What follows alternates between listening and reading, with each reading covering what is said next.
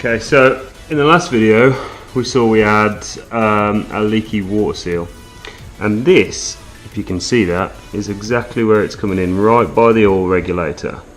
So right in that corner there, it's just creeping through into the sump. So what we're going to do is loosen all these engine bolts. I've taken a photo of the order, saving me getting them mixed up again, so we can torque them all down in the right order. Try and keep the rest of the engine together and just remove the back plate, then change a fresh water seal in, put it back together, and put the flywheel back on.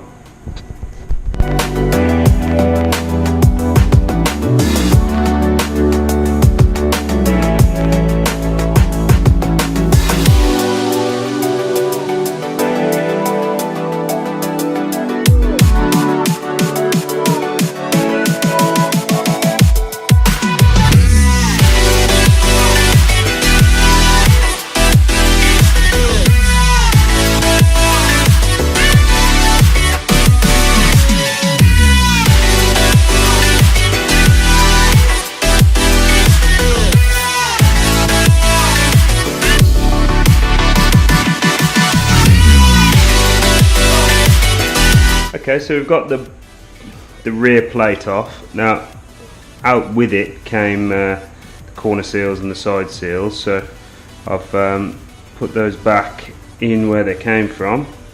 Now you can see this side seal doesn't have a lot of movement. It does line up. Sorry, the corner seal doesn't have a lot of movement. It does line up, it does play, but not as much as the others. That one's quite happy to move. Now the inner water seal stayed in place. The outer water seal came away, and you can see it here. It's not damaged in any way. It's just a shame it came away with the rear plate, so it was quite difficult to see what had happened. But you can see where the water's come through into the oil chamber here, and the only thing I can guess is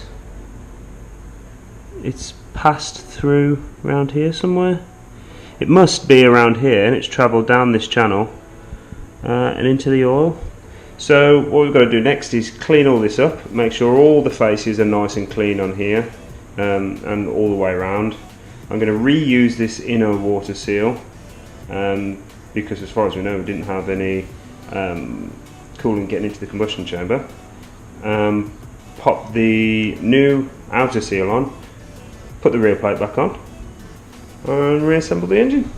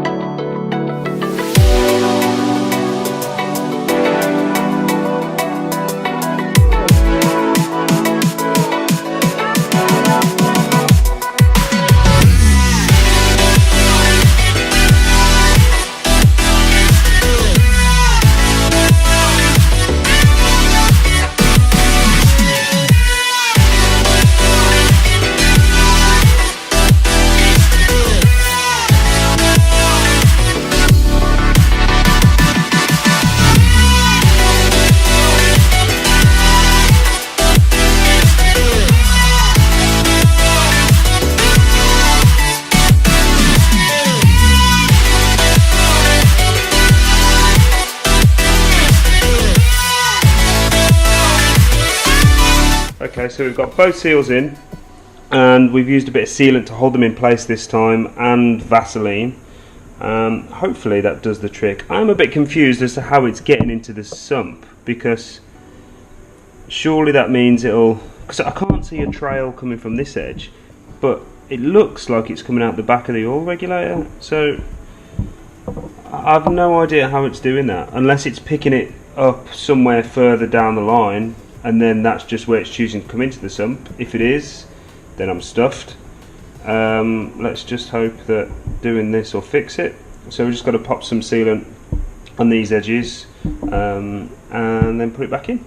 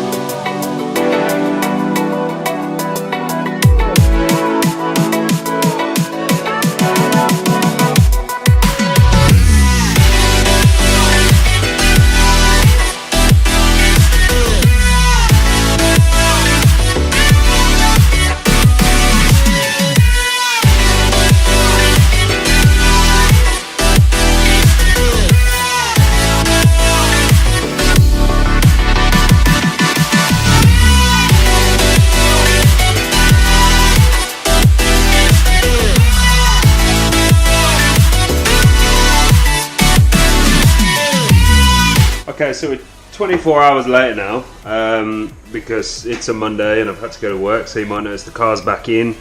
We've got a nice new addition to the bumper collection. When we finished off before, engine was put back together, so rear plate and everything's back on, everything's torqued back up. Now the reason we took the rear plate off, if you remember, is there was coolant in the sump, which is over here. You can see there's still a bit there. So it looked like it was leaking out the bottom corner right by the oil regulator on the rear plate, right by this corner here. So took the rear plate off, changed the water seal, put it back on. Now I've just been to see a local guy. He's completely awesome and a rotary ninja, and what he's lent me is this tool to pressure test the coolant system. So all you need to do, if you've got the engine like this, then it's easy. Just block off this outlet here, which would normally go to the throttle body, and your heater hose here. Just find anything you can use to block it off that's going to seal. And the way he's made it is with a valve off a tyre and a gauge. Now I've pumped this up to a bar and it's been on there for about 45 minutes and it hasn't dropped at all. So if that was the problem, I'm pretty confident we fixed it. So next I'm going to pull all this back off and we're going to put the flywheel on, tighten the flywheel nut, and then rebuild the front.